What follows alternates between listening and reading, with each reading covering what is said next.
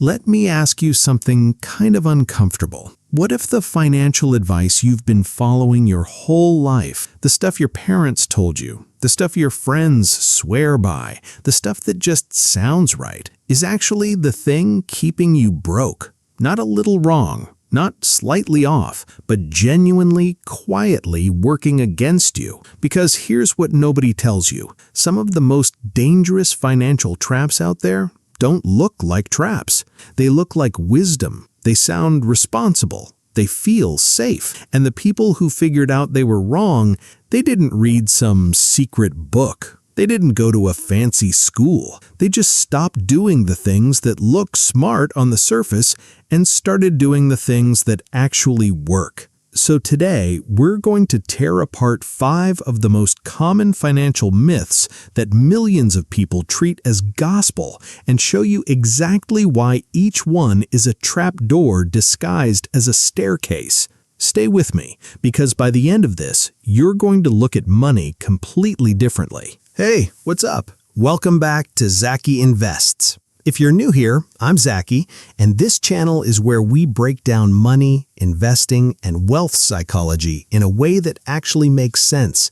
No jargon, no boring lectures, just real talk about how money works and why most of us were never taught to use it properly. On this channel, we cover everything from the psychology behind why we spend the way we do to how regular people, not millionaires, not finance gurus, build real, lasting wealth. And we do it through stories, examples, and ideas that stick with you long after the video ends. If that sounds like your kind of content, hit that subscribe button. It's free, and it means you'll never miss a video. But for now, let's get into today's topic, because this one is going to hit different. Okay, so imagine 2 people. We'll call them Marcus and David. Marcus grew up hearing the same things most of us did. Save your money, don't waste it. If you have it, keep it. Spending is bad. Debt is evil. The goal is to hold on to every dollar as tightly as possible. So Marcus does exactly that. He saves. He cuts expenses. He drives an old car, packs his lunch, skips vacations. He's disciplined, he's responsible, and at the end of every month, he's proud of himself for not spending. David, on the other hand, seems to do things that would make your grandma nervous. He buys a nice laptop. He pays for courses. He invests in things that don't have an immediate payoff. Sometimes he spends money to save time. Once he even took on a small amount of calculated debt on purpose. From the outside, Marcus looks financially responsible. David looks reckless. But fast forward 10 years, Marcus is still saving. His savings account has grown, slowly, in a world where inflation quietly ate a chunk of it. He has security, but not freedom. He's not broke, but he's not building anything either. David has assets, income streams, skills that paid him back 10 times what he spent developing them. He's not rich because he got lucky. He's building wealth because he understood something Marcus didn't. And this is the core problem we need to talk about today. Most of us were taught survival money rules, rules designed to keep you from going broke, but nobody taught us wealth money rules, rules designed to actually grow what you have. And here's the scary part. Those 2 sets of rules are not just different, sometimes they're the exact opposite. Let's break down exactly where the confusion lives. Myth number 1. Saving money is the path to wealth. Here's a question nobody asks. What are you actually doing when you save money? You're putting it somewhere safe, usually a bank account, and the bank pays you a tiny percentage, sometimes less than 1%, while they take your money and lend it out at 5, 10, 15%. You're essentially letting someone else use your money to get rich, while you collect the change they leave behind. Now, I'm not saying don't save. Having an emergency fund, 3 to 6 months of expenses set aside, is genuinely important. That's not the trap. The trap is treating saving as the destination instead of the starting line. Think about it this way. Imagine you're trying to fill a bathtub. Saving is like turning on a tiny faucet. Investing is like turning on a fire hose. You can be incredibly disciplined with your tiny faucet, never wasting a drop, but the person with the fire hose is going to fill that tub faster regardless. Wealthy people save too, but they don't stop at saving. They use savings as fuel. It goes from the bank account into assets. Things that grow, generate income, or both. The mindset shift is this: savings is not the goal. Savings is the tool you use to reach the goal. Myth number 2, debt is always bad. Say the word debt to most people and you'll see their face tighten up. And I get it. Consumer debt, credit card debt, buying stuff you can't afford, that's genuinely destructive. We'll give that one to the conventional wisdom crowd. But here's where it gets interesting. Not all debt is the same. There's a thing called bad debt and good debt, and the difference between them is simple. Does the debt cost you money, or does it make you money? Bad debt is borrowing to buy something that loses value or generates nothing. You buy a flat-screen TV on credit. The TV goes down in value the moment you take it home. You're paying interest on something that's worth less every day. That's bad debt. Avoid it. Good debt is borrowing to buy something that generates more than the cost of borrowing. You take out a loan to buy a rental property. The rent covers the loan payment and then some. You're using someone else's money, the bank's money, to own an asset that pays you. That's a completely different animal. Some of the wealthiest real estate investors in the world use debt constantly, on purpose, strategically, because they understand that money borrowed at 5% to earn 12% is just math, good math. The myth isn't that debt is fine. The myth is that all debt is the same. Learning to tell the difference is one of the most valuable financial skills you can develop. Myth number 3. A good job and a steady salary will make you wealthy. This one stings a little because most of us built our entire life plan around this idea. Study hard, get a good job, work for 40 years, retire comfortably, right? Except here's the thing nobody puts in the brochure. A salary is a trade. You trade your time for money every single month. Forever. And the moment you stop trading because you're sick, burned out, or just old, the money stops too. That's not wealth. That's a subscription to survival. Real wealth isn't about how much you earn. It's about how much you keep and, more importantly, how much works for you while you're not working. The technical term for this is passive income or investment returns, but let's just call it what it is.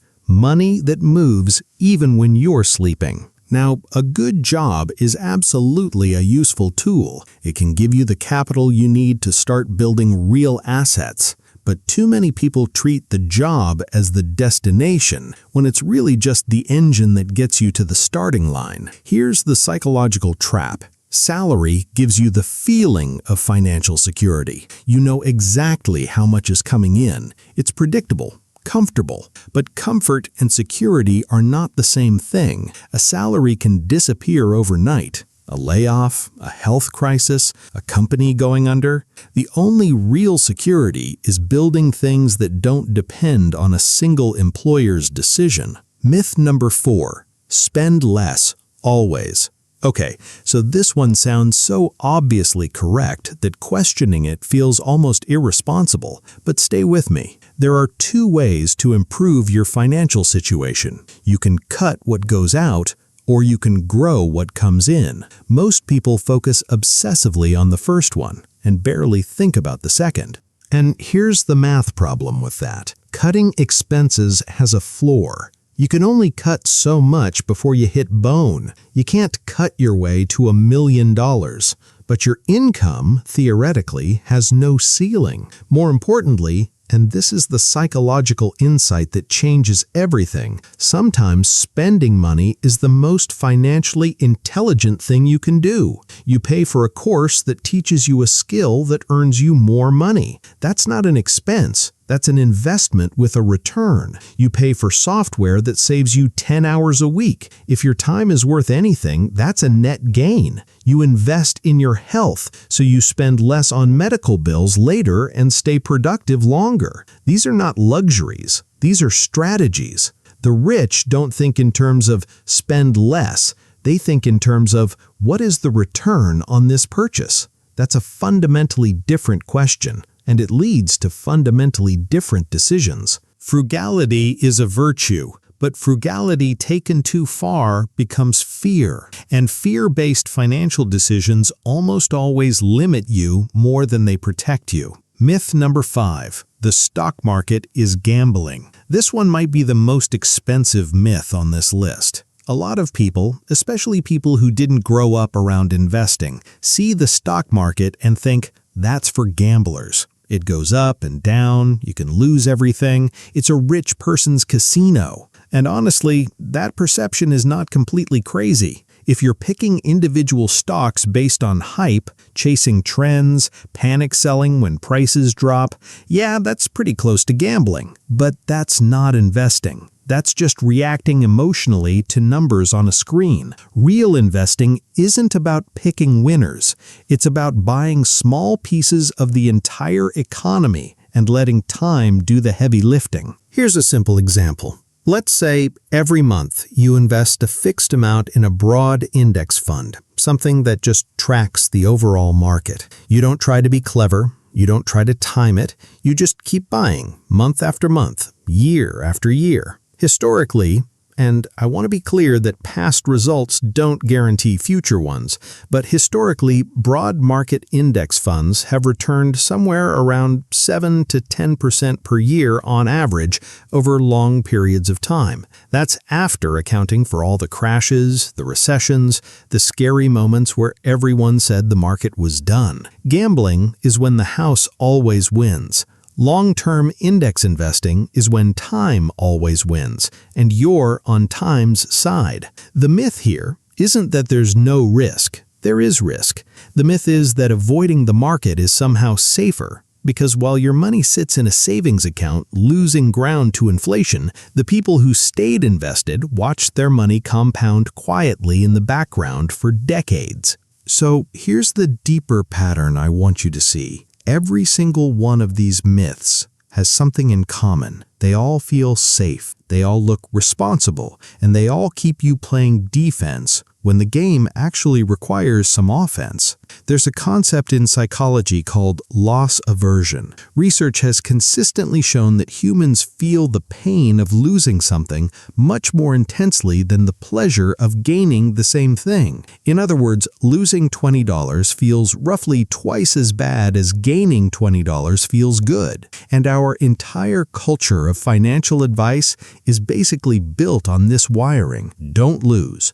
Don't risk, don't spend, don't borrow, play it safe. But here's the cruel irony. Playing it too safe is itself a form of risk. The risk of staying still in a world that's moving. The risk of watching inflation slowly shrink your savings.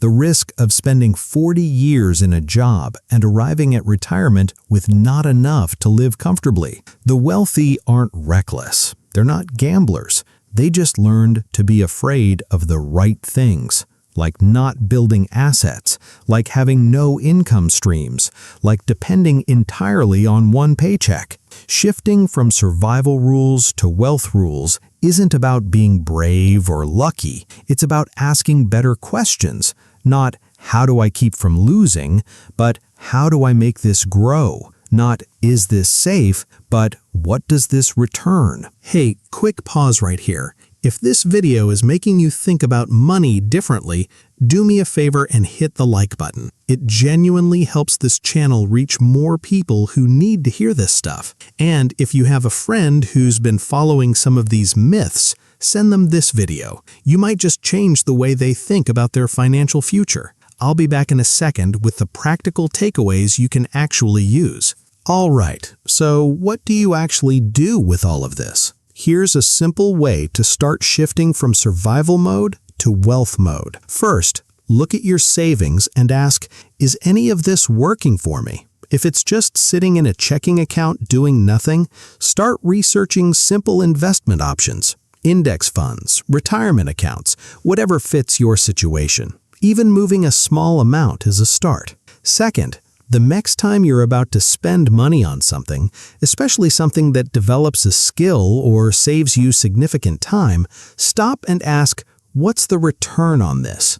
Not every purchase needs a financial return, but training yourself to ask the question changes how you think. Third, separate your feelings about debt from the math of debt. Not all debt is bad. The question is always, am I paying more than I'm earning from this? If yes, kill it fast. If no, it might actually be serving you. Fourth, start thinking about income streams, even tiny ones, a side project, a skill you can monetize, a small investment that pays dividends. You don't need to quit your job, you just need to start building something that isn't entirely dependent on your time. And finally, the most important one, start questioning the rules you inherited. Where did your financial beliefs come from? Your parents? Your culture? A bad experience? Some of those beliefs are gold. Some of them are quietly holding you back. The only way to know the difference is to look at them honestly. Here's what I want to leave you with today.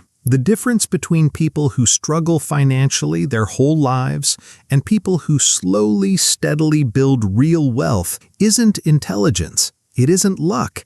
It usually isn't even income. It's the rules they're playing by. Most of us were handed a set of rules that were designed to keep us from going under, not to help us get ahead. And for a long time, we followed those rules without ever asking whether they were actually taking us somewhere good. The myths we talked about today, that saving is enough, that all debt is evil, that a salary equals security, that you should always spend less, that investing is gambling, these aren't just wrong ideas, they're trap doors, because they feel like the right path while they're taking you exactly nowhere. The first step toward wealth isn't a big dramatic move, it's a quiet shift in the questions you're asking. And that shift can start today, right now, with you deciding to look at money not as something to hoard or fear, but as a tool you're learning to use better. That's the game, and now you know a little more about how to play it.